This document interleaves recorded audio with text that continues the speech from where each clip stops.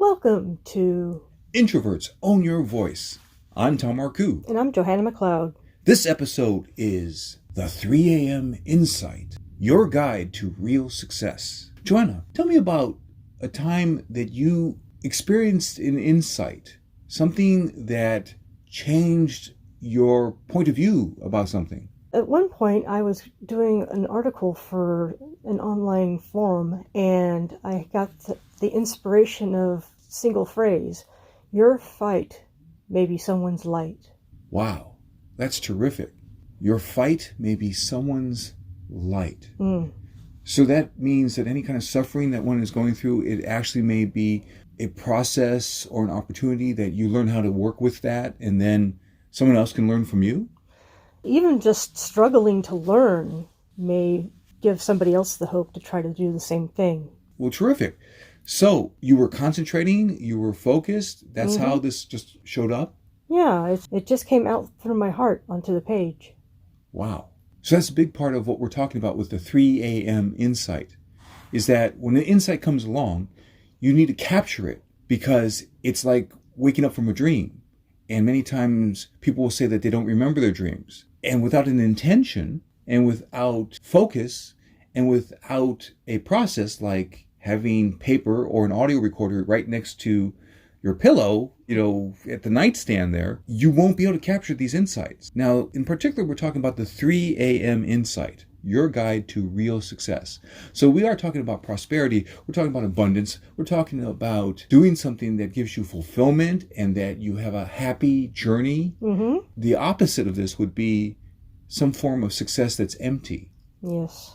Just keeping score and instead having a good experience in which you have connection. So the 3 a.m. insight, your guide to real success, is about where do the great ideas come from?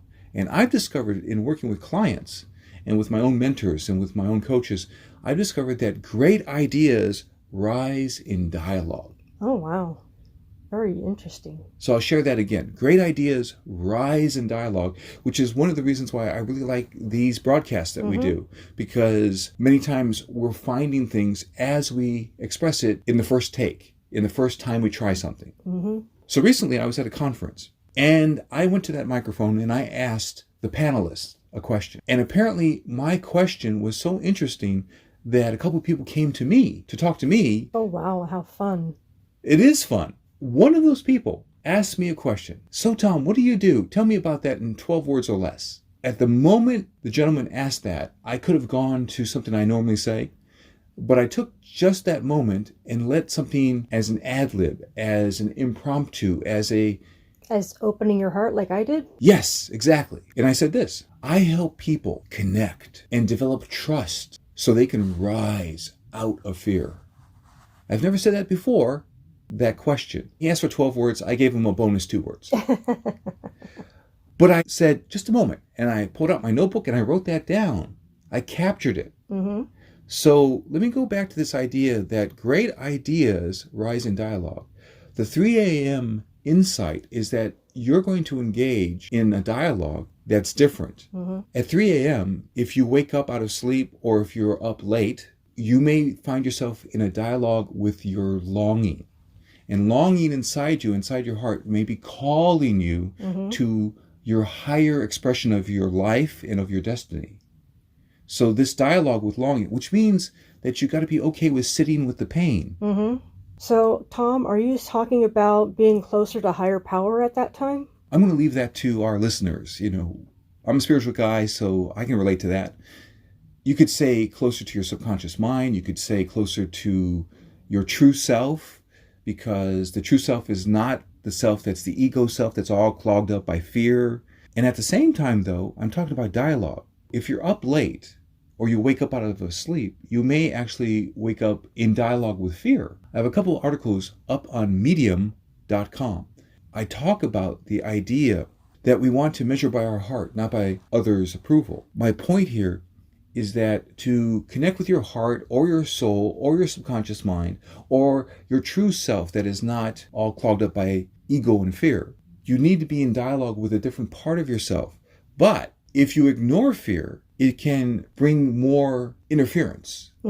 It can get in your way. It can cause resistance. It can paralyze you. So the idea that I'm talking about with the 3 a.m. insight is you notice, why am I fearful? For example, if one is having trouble sleeping before going to the crucial job interview, or if one is having trouble sleeping because you're about to the next day give a crucial presentation or speech or something like that. The idea is then connect with the dialogue with fear and longing and your higher potential. So I like to say that what we do with fear is that we don't let it be the CEO of your life. We just quiet it down so it's just a member of the committee. But it can be useful. Another phrase I say is fear keeps you on the mountain. So if you are fearful about falling off the mountain, you will do what's necessary to protect yourself. You will make sure that all your safety equipment is in top shape, and you will have done a lot of rehearsal, practicing with a coach so that you can be at your best. So I want to touch on the idea of what the 3 a.m. insight gives us. Okay. It gives us a direction. For example, if someone is concerned about a job interview or about giving a presentation, then you can take a moment and you can just test yourself. All right, what are the main points? And so then you write them down. So what you do is you give yourself evidence. Oh, I do have this. Or if you write the main points down and you say, oh, I have a hole in this, then you'll go back to your notes. And then you will fill in the gap. The gap is where fear will rise because you're not certain that you have the material as part of you.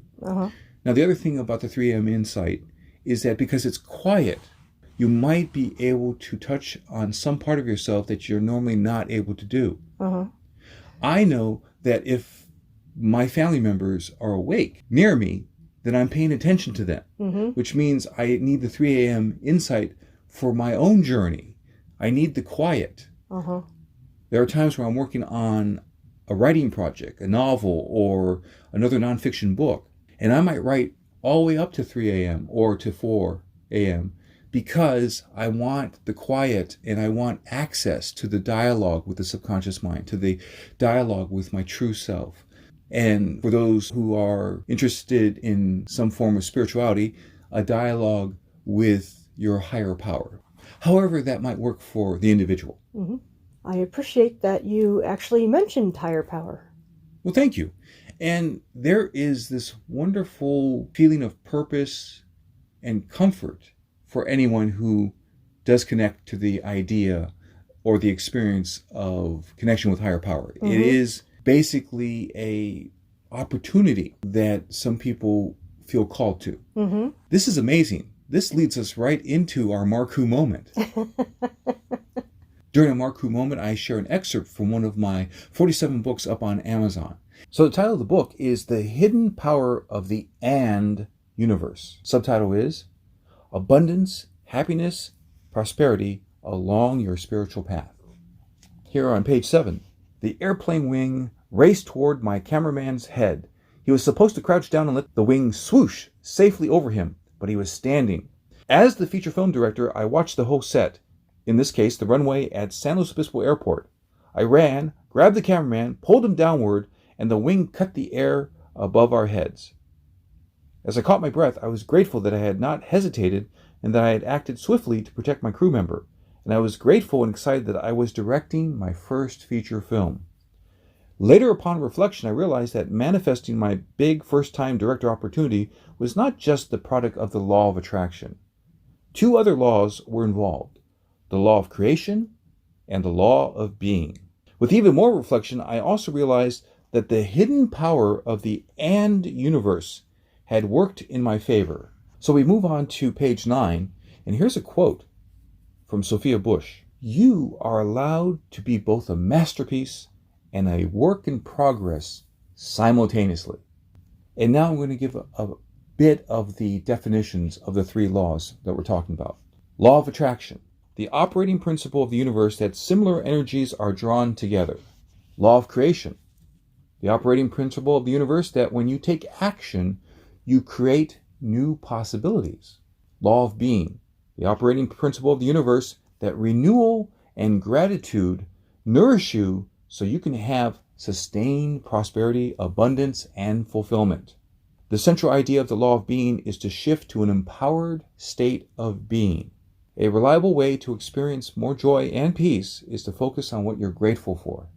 So that's the close of our excerpt from the book, The Hidden Power of the And Universe. Johanna, I'm curious, what are you going to keep from our conversation? I think I'm going to really focus on the dialogue part of this situation. Excellent. Yes, so the idea that became so clear to me, whether someone comes up to me and talks to me at a conference and asks a question, the phrase I have is great ideas rise in dialogue. And the 3 a.m. insight is that you have the opportunity, whether you stay up to 3 a.m. or something like that and you're still working on a project, or you wake up in the middle of the night, you have a possibility of having dialogue with longing, having a dialogue with fear, having dialogue with quiet, or having dialogue with your true self or even higher power. Mm-hmm. With my clients, I help them by facilitating the 3 a.m. insight, because the 3 a.m. insight rises in dialogue. Once we have the 3 a.m. insight, then we find the actions that my client can take so that he or she moves forward faster. Thank you, Johanna. Thank you, Tom. Click to subscribe to this channel. And then you'll be supporting Johanna, me, and our message. Tom helps people in other ways. As a spoken word strategist and executive coach, I help people really connect and get yes. I help them with their speeches, pitches, video marketing, and networking. And I help them prepare for that crucial life-changing meeting. As you're ready to go to the next step, see special videos, find out about my books and coaching at getthebigyes.com/next step. And so remember, perform at your best with words, strategy, and rehearsal for your success.